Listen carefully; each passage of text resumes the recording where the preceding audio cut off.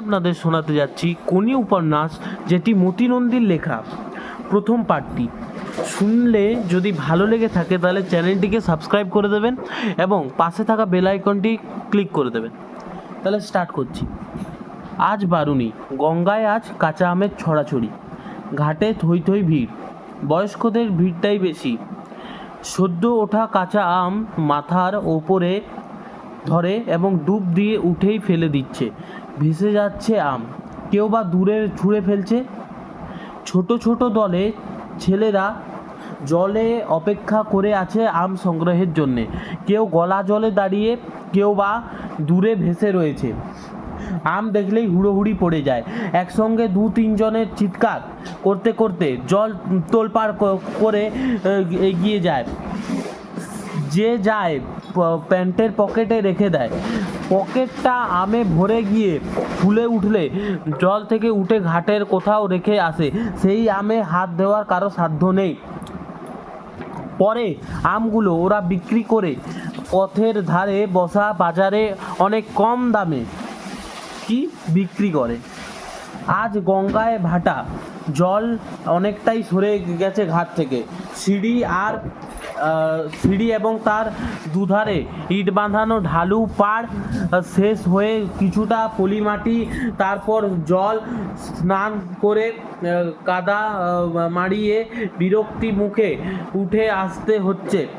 তারপর অনেকে যায় ঘাটের মাথায় ট্রেন লাইনের দিকে মুখ করে বসা বামুনদের কাছে, যারা পয়সা দিয়ে জামা কাপড় জমা রাখে, গায়ে মাথার আর সর্ষে বা নারকোল তেল দেয় এবং কপালে চন্দনের ছাপ আঁটে।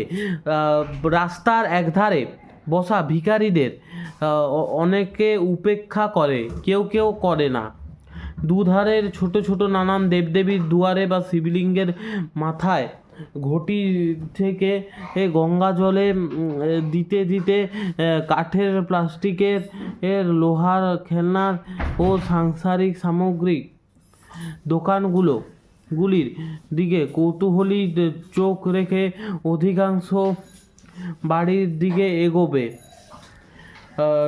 পথের বাজার থেকে ওল বা থোড় বা কলম বা লেবু ধরনের কিছু হয়তো কিনলেও তারপর কিনতে পারে। তারপর রোদে তেতে ওঠা রাস্তায় খালি পা জুতো ফেলে বাড়ি পৌঁছাবে বিরক্ত মেজাজে। তেলচিটে একটা ছেঁড়া মাদুরে উপুড় হয়ে বিষ্ণুচরণ ধর দলাই মালাই করাতে করাতে বিরক্ত মুখে গঙ্গার দিকে তাকিয়ে বিষ্ণুধর পাড়ায় বেশটাদা আইএ পাস অন্তত বনেদি বংশের 7খানেক বাড়ি আর বড় বাজারে ঝাড়ন মশলার কারবার আছে এবং সর্বোপরি 3.5 মণ একটি দেহের মালিক। ওর এই সমবয়সী 40 বছরে একটি বিশ্বস্ত অস্টিন সর্বত্র ওকে বহন করে। বিষ্ণুধরের বিরক্তির কারণ হলো 1.5 হাত দূরে দাঁড়িয়ে থাকা একটি লোক, পরনে সাদা ধুতি এবং গেরুয়া পাঞ্জাবি, কাঁধে রঙিন ঝোলা, তার দিকে পিট পিট করে তাকাচ্ছে আর মাঝে মাঝে মুচকি হাসছে। বিষ্ণু বুঝতে পেরেছে লোকটি হাসছে তার দেহের আয়তন দেখে। এরকম হাসি বাচ্চা ছেলেরাও হাসে, কিন্তু তখন দুঃখ পায়। তার ইচ্ছা করে ছিপছিপে হতে, কিন্তু বিষ্ণু বিরক্ত হচ্ছে যেহেতু ওই লোকটা মোটেই বাচ্চা নয়। চোখে পুরু লেন্সের চশমা, নুন আর গোলমরিচের গুঁড়ো মেশালে যেমন দেখায়, মাথার কদম ছাট চুল সেই রঙের। বয়সটা 50-এর এধারে বা ওধারে, বছর 5-এর মধ্যে হতে পারে। লোকটার গায়ের রং ধুলো মাখা পোড়ামাটির মতো, আর চোখের চাহনি ধূসর।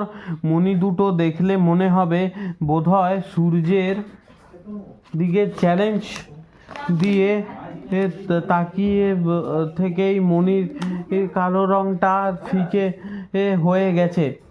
চাহনিটা এমন দেখলে মনে হয় যেন তার মনের সঙ্গে মেলে না সেই সব ব্যাপারগুলো ব্লড এর মতো পুড়িয়ে দিয়ে ভিতরে সে দিয়ে যাবে।